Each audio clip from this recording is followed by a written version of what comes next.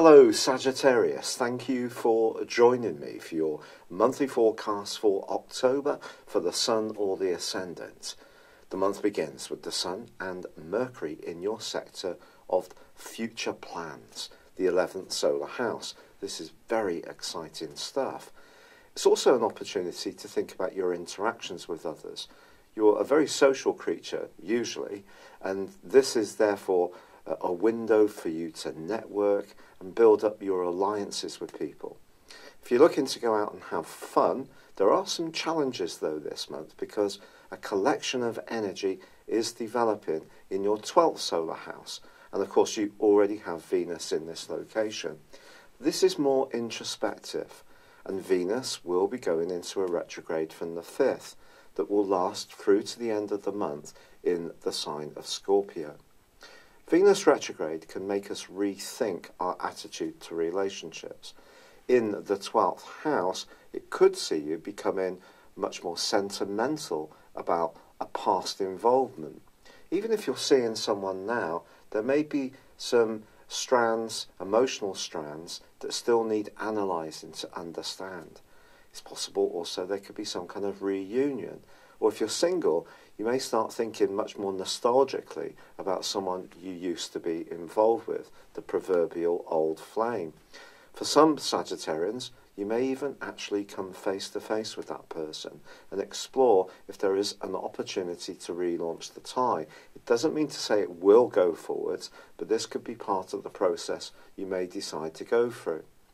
Now also on the 2nd, there is a quarter moon, and also on the 16th. On the 2nd, it's in the sign of Cancer, which is very much to do with the things you share deeply, your more passionate involvements. If you're in a tie, any kind of involvement, whether it's in a group or a friendship or a one-to-one situation where you feel your freedom to be more independent is being challenged in a way that you're not enjoying, the following week from the 2nd could see you doing some soul searching.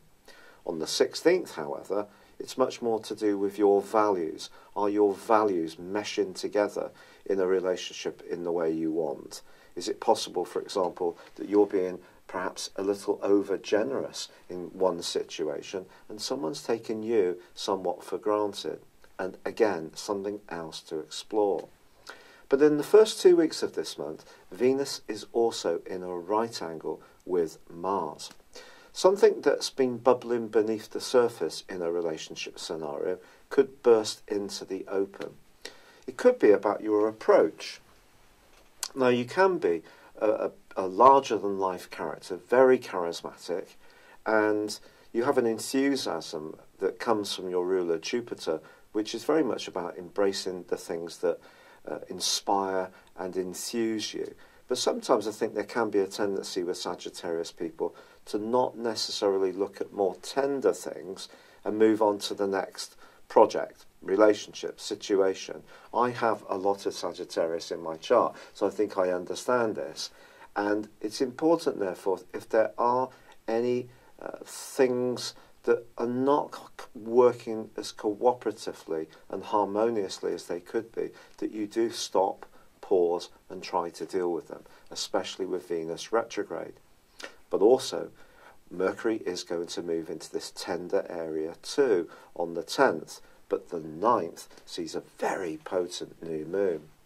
Now, new moons very often give us opportunities, and for you, that opportunity to network and come together with people who are good for you is definitely there, but it falls into quincunx with Neptune, the potential for confusion emotionally, and a square with Pluto, which is the planet of power.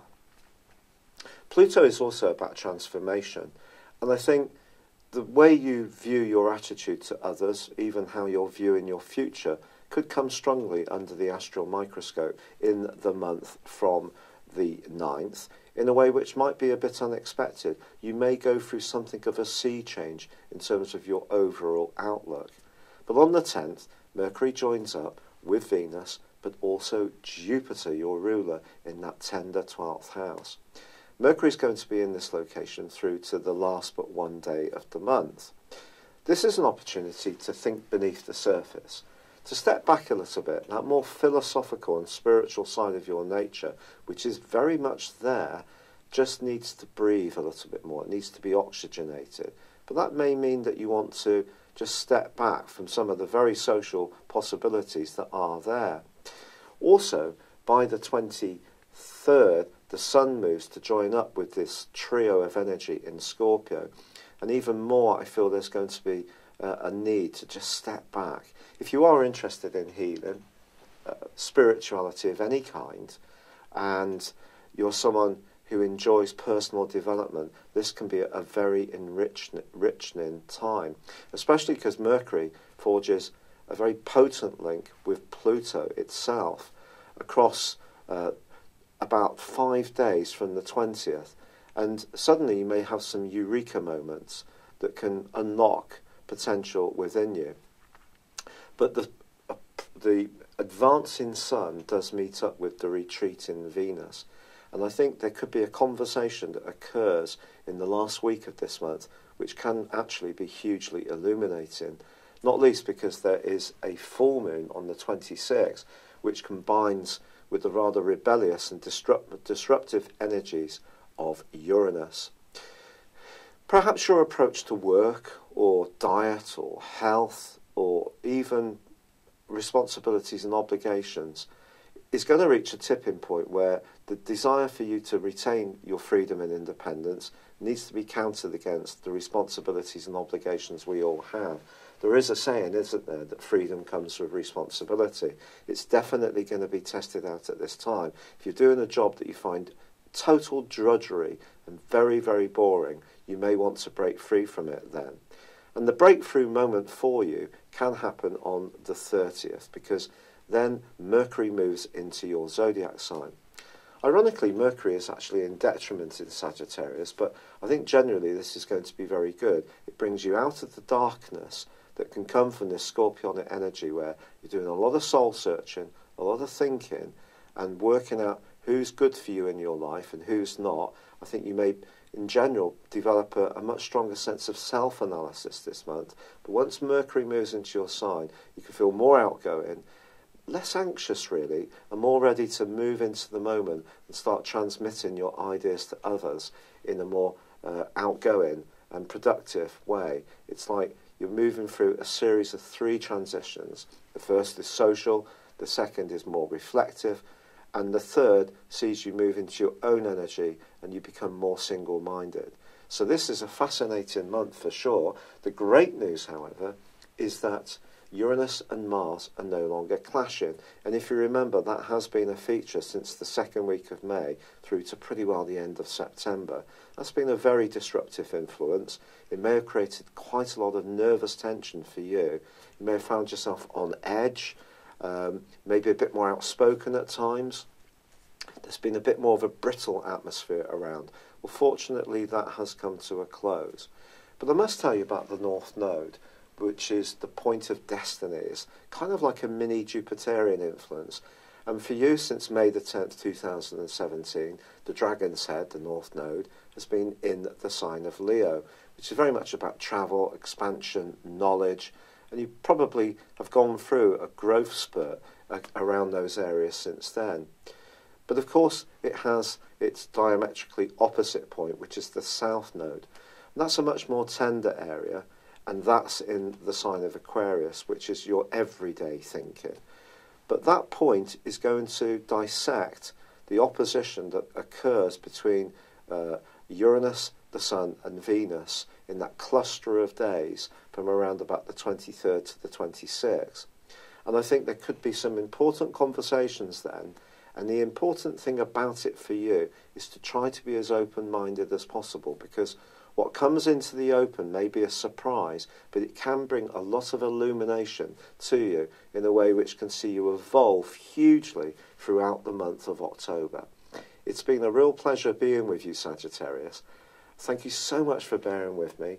I have really been going through it with this rheumatoid arthritis, and I am trying all the natural stuff that you've all kindly shared with me, and a lot of it is showing promise, but it turns out the rheumatoid arthritis is quite aggressive.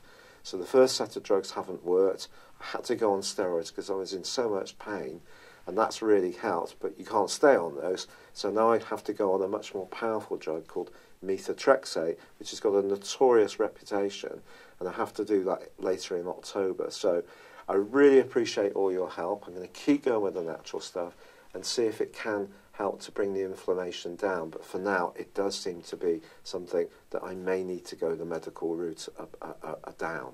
But for now, good luck and goodbye. I'd love it if you would like or comment on this video, or if you've yet to do so, please do subscribe to this channel. Thank you. Hello, thank you so much for watching my video. I'd love you to join me at my Horoscope Ace app. You can find this at www.horoscope-ace.com. You can use it through Android, iOS, Apple or Facebook. Check out your ascendant or your moon sign, or download your free birth chart. There's all your favourite videos, plus there are daily, weekly, monthly and yearly horoscopes for general, love, Chinese and Indian astrology. If your passion is tarot, there's my brilliant 3-card money or love tarot readings too. And it's all there at www.horoscope-ace.com. Thank you.